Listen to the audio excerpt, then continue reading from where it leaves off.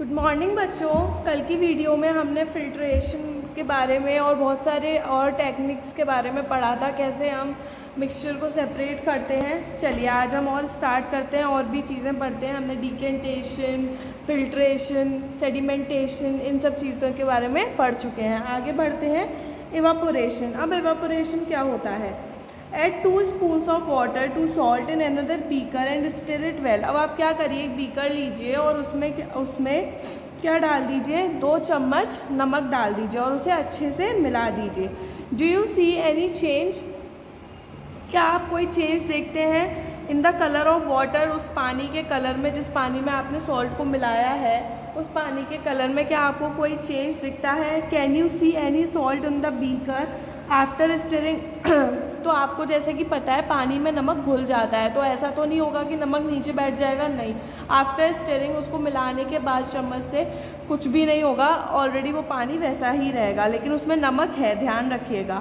Heat the beaker containing salt water. अब जो वो बीकर में जो आपने सॉल्ट वाटर है उसको आप क्या करिए, हीट करिए, मतलब उसको गैस पे रखिए। Let the water boil away what is left in the beaker. जब आप उसको बॉयल करेंगे तो पानी तो आपको पता है जलता चला जाता है और भाप की तरह उड़ता चला जाता है, लेकिन जब वो पानी वहाँ पे बचेगा ही नहीं, तो अब क्या बचा उस बीकर में? उस बीकर में बचेगा बच्चों सॉल्ट, नमक। क्या बचेगा? नमक। In this activity we use the process of evaporation. तो इस एक्टिविटी में हमने किस प्रोसेस का यूज़ किया है? पानी और नमक को अलग करने के लिए इवापोरेशन प्रोसेस का यूज़ किया है। ठीक है, क्या सेपरेट करने के लिए? To separate mixture of water and salt. The process of conversion of water into the vapour is called evaporation. जो प्रोसेस होती है कन्वर्जन की, मतलब बदलने की, वाटर से वाटर को वेपर में, मतलब वाटर को वेपर्स में, ऊपर हवा में जो उड़ते हैं, वेपर्स में उड़ने की जो प्रोसेस होती है उसको हम बोलते हैं evaporation. The process of evaporation take place continuously whenever water is present. जहाँ पर भी पानी प्रेजेंट है वहाँ इवापोरेशन प्रोसेस कंटिन्यूसली होती ही रहेगी। आपने देखा है मम्मी सब्जी बनाती है, अगर पानी ज़्यादा हो जाता है तो वो गैस और तेज़ कर देती है और पानी क्या हो जाता है, इवापोरेट हो जाता है और सब्जी बिल्कुल नॉर्मल हो जाती है ना। तो वो क्यों होता है? क्योंकि पानी, उन्होंने क्या प्रोसेस यूज़ करी? उन्होंने इवापोरेशन प्रोसेस यूज़ करी सब्जी में से पानी को कम करने के लिए। Where do you think salt come from? तो आपको क्या लगता है जो नमक होता है वो कहाँ से आता है?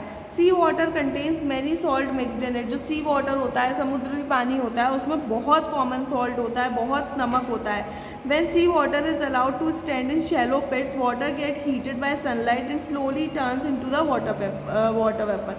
तो जो समुद्र का पानी होता है वो वहीं किनारे पे अगर हम छोटे छोटे शैलो पिट्स बना दें, मतलब गड्ढे जैसे बना दें, उसमें वो उस पानी को अगर हम वो पानी अगर भर जाए तो पता है क्या होता है? सनलाइट की हेल्प से पानी तो जलता चला जाता है। भाई सनलाइट तो जलाती है किसी चीज़ को, है ना, तो पानी तो जलता चला जाता है, और जब पानी बिल्कुल वहाँ से उस शैलो पिट से वो पानी हट जाता है तो वहाँ पे रह जाता है नमक। क्या रह जाता है? नमक रह जाता है थ्रू इवापोरेशन। तो कैसे वो नमक रह गया? हमने कैसे सी वाटर और नमक को अलग कर दिया? कौन सी प्रोसेस को यूज़ करके? इवापोरेशन को यूज़ करके। In a few days the water evaporate completely behind the solid salts. और फिर क्या होगा? पानी बिल्कुल पूरी तरीके से ख़त्म हो जाएगा, बिल्कुल पूरी तरीके से इवापोरेट हो जाएगा, और वहाँ पे सॉलिड मतलब ऐसे गट्ठे जैसे क्या रह जाएंगे? वहाँ पे सॉल्ट रह जाएंगे। ठीक है, सॉल्ट के टुकड़े, नमक के टुकड़े रह जाएंगे। Common salt is then obtained from the mixture of salts by further purification. और ऐसा तो है नहीं उसी नमक को उठा के पैकेट में भर के हमें दे देंगे, नहीं, उसकी और भी फिर प्योरिफिकेशन होती है और फिर उससे ही कॉमन सॉल्ट निकल के आता है जो हम यूज़ करते हैं, खाते हैं। Use of more than one method of separation. कैसे हम एक से ज़्यादा मेथड यूज़ करते हैं सेपरेशन प्रोसेस के लिए? We have studies some methods for separation of substances from their mixture. तो अभी तक हमने बहुत सारी प्रोसेसेस, बहुत सारे तरीके पढ़ लिए हैं कैसे हम मिक्सचर में से सेपरेशन करते हैं किसी भी चीज़ को अलग करने के लिए।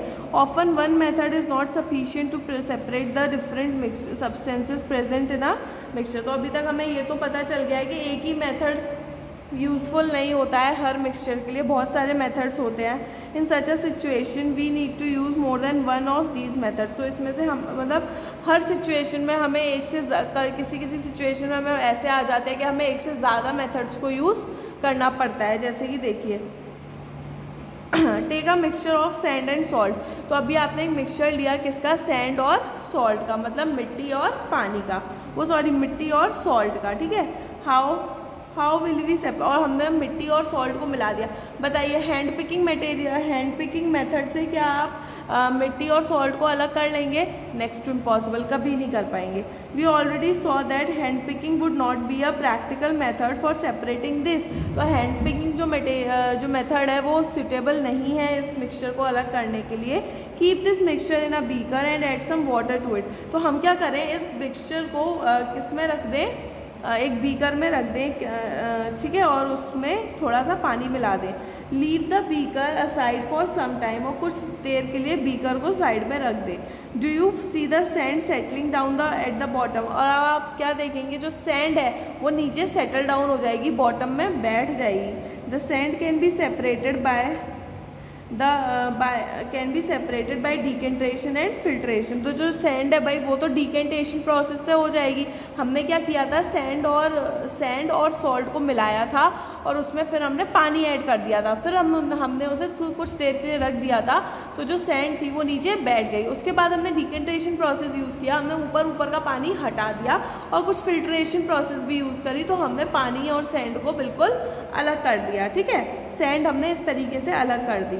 Do you think this water contains the salts which was there in the mixture at the beginning? तो आपको याद होगा सैंड तो अलग हो गई, लेकिन हमने मिक्सचर सॉल्ट का भी किया था, तो अब जो पानी फिल्टर होके आया है, जो पानी निकला है, उसमें अभी सॉल्ट होगा। Now we need to separate salt and water from the decanted liquid. तो जो हमने उस लिक्विड को निकाला है, जो डिकेंटेड लिक्विड है, उसमें से अभी हमें क्या अलग करना है, सॉल्ट और वाटर को अलग करना है। Transfer this liquid to a kettle and close its lid. अब आप क्या करिए, जैसे कि ये केटल दे रखी है, ऐसी केटल में वो जो लिक्विड आपने निकाला है, डिकेंटेड लिक्विड, उसको आप डाल दीजिए, उस लिक्विड को इस केटल में, और इसका जो ऊपर का ढक्कन है उसको आप बंद कर दीजिए। Heat the kettle for some time, और उस केटल को कुछ देर के लिए हीट करिए। Do you notice steam coming out from the spout of the kettle. तो आपने नोटिस किया होगा जो स्टीम है, मतलब जो धुआं निकल के आता है, किसमें से, इसमें से, क्योंकि ये तो यहाँ से ढकी हुई है, तो यहाँ से क्या आएगा, धुआं निकल कर आएगा, ठीक है, स्टीम निकल रही होगी। Take a metal plate with some ice on it. अब आप क्या करिए, एक मेटल प्लेट लीजिए, ये देखिए एक मेटल प्लेट लीजिए और इसके ऊपर कुछ आइस मतलब कुछ बर्फ़ के टुकड़े रख दीजिए। Hold the plate just above the spout of the kettle as shown in figure 5.13। तो इसके ऊपर कुछ आइस के टुकड़े रखकर जहाँ से स्टीम निकल रही है उसके जस्ट ऊपर इस प्लेट को ऐसे होल्ड कर लीजिए।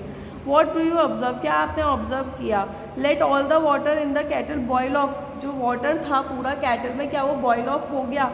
When the steam comes in contact with the metal plate cooled with ice. जब स्टीम कॉन्टेक्ट में आई इस मेटल प्लेट के, जिस मेटल प्लेट पे बहुत सारी आइस रखी हुई थी, it condenses and form liquid water. और इसने क्या किया, जब ये स्टीम इससे कांटेक्ट में आई तो इसने क्या किया, इस पर जो आइस थी वो इसको पिघलाने लगी, इसको कंडेंस करने लगी, है ना। द वाटर ड्रॉप, फिर क्या हुआ, इससे वाटर ड्रॉप्स निकलने लगी। भाई आइस है, ठीक है, वो पिघलेगी, लेकिन जो स्टीम है, स्टीम क्या कर रही है, किसी भी चीज़ के कांटेक्ट में आके पानी छोड़ रही है, ठीक है। स्टीम ऐसा तो नहीं है सिर्फ स्टीम ही स्टीम निकल रही है, नहीं, स्टीम क्या छोड़ती है, पानी छोड़ती है। The water drops that you observe falling from the plate were due to condensation of steam. तो जो ये वाटर ड्रॉप्स निकल रही हैं प्लेट में से, ये किसके थ्रू निकल रही है, जो कंडेंसेशन हो रहा है स्टीम का, उस प्रोसेस से। The process of conversion of water vapour into its liquid form is called condensation. तो जो कन्वर्जन होता है, जो बदलाव होता है, जो वाटर वेपर होता है, वो जब लिक्विड फॉर्म में चेंज होता है तो उसे हम बोलते हैं कि उस प्रोसेस को हम बोलते हैं condensation. Did you ever see water drops condensed under a plate that has been used to cover a vessel containing milk that just has been boiled? अभी आप अगर अपने घर का भी एग्जाम्पल लेंगे तो मम्मा क्या करती हैं, जो दूध उबलता है उसके ऊपर प्लेट रख देती है, तो जैसी वो प्लेट हटती है आप देखते हैं वो स्टीम क्या कर देती है, उसमें से पानी गिरने लगता है उस प्लेट में से, अंदर की साइड जब आप निकालेंगे तो पानी निकलता है। क्यों? क्योंकि उस स्टीम ने क्या किया, कंडेंसेशन प्रोसेस यूज़ करी, वाटर वेपर को किस में कन्वर्ट कर दिया, लिक्विड फॉर्म में कन्वर्ट कर दिया। After all the water has evaporated what is left behind in the kettle, और जब पूरा वाटर एवापोरेट हो जाएगा तो केटल में क्या बचेगा भाई, सॉल्ट बचेगा। We have the separated salt, sand and water. तो अभी हमने 3 चीज़ें अलग करी, पहले हमने सैंड को अलग किया, फिर हमने सॉल्ट और वाटर को भी अलग किया using process of decantation, filtration, evaporation and condensation. तो यहाँ पे हमने 4 प्रोसेस यूज़ करी, तब हम 3 चीज़ों को अलग कर पाए। हमने कौन कौन सी प्रोसेसेस यूज़ करी बच्चों, डिकेंटेशन, फिल्ट्रेशन, एवापोरेशन और condensation. Paheli placed a problem while recovering salt mixed with sand. She has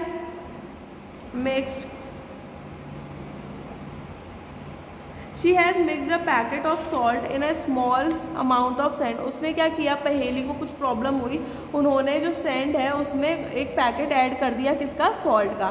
She then tried the method suggested in activity 7, और उन्होंने उस जो मेथड हमने अभी एक्टिविटी 7 में देखा उसे ट्राइड किया to recover the salt, salt को रिकवर करने के लिए। क्या उन्होंने फाउंड किया, however that she could recover only a small part of the salt that she has taken. जो उसने स्मॉल पार्ट, जो उन्होंने पूरा पैकेट मिलाया था उसका स्मॉल पार्ट ही उन्हें मिला। What could have gone wrong, तो क्या चीज़ उनसे गलत हो गई होगी, है ना। तो जो उन्हें पूरा सॉल्ट नहीं मिला, थोड़ा सा ही पार्ट मिला, उन्होंने मिलाया, पूरा पैकेट था। Can water dissolve any amount of the substance, क्या जो वाटर होता है वो किसी अमाउंट ऑफ सब्सटेंस को अपने अंदर डिज़ोल्व कर लेता है। In chapter 4 we found that many substances dissolve in water in form a solution. तो अभी हमने चैप्टर 4 में पढ़ा था कि कोई भी सब्सटेंस वाटर में डिज़ोल्व हो जाता है तो वो सॉल्यूशन फॉर्म करता है। We say that these substances are soluble in water, और हम कहते हैं कि ये जो सब्सटेंसेज होते हैं वो सॉल्यूबल इन वाटर होते हैं। क्यों, क्योंकि ये वाटर में मिल जाते हैं। What will happen if we go on added more and more of these substances to a fixed quantity of water? क्या होगा अगर हम एक ही क्वांटिटी, मतलब एक ही वाटर की क्वांटिटी में वो सब्सटेंस मिलाते चले जाएंगे, मिलाते चले जाएंगे, मिलाते चले जाएंगे। तो ये हम पढ़ेंगे कल की वीडियो में। अभी इस क्वेश्चन को मैं यहीं छोड़ूंगी, आपसे बोलूँगी कि आप आगे पढ़िए ताकि मैं आपको समझाऊं तो आप भी समझ पाएँ कि क्या आपने सही समझा या फिर नहीं समझा। तो एक क्वेश्चन मैंने आपको छोड़ा है कि जो चीज़ें सॉल्यूबल होती हैं वाटर में, क्या होगा अगर हम उसमें वही सब्सटेंस ऐड करते चले जाएंगे, करते चले जाएंगे। ठीक है बच्चों, तो आज की वीडियो में हमने 2 नए सेपरेशन प्रोसेसेस और पढ़े हैं, एवापोरेशन और condensation. Is that clear to you? चलिए कल मिलते हैं न्यू वीडियो के साथ, तब तक के लिए बाय बाय बच्चों।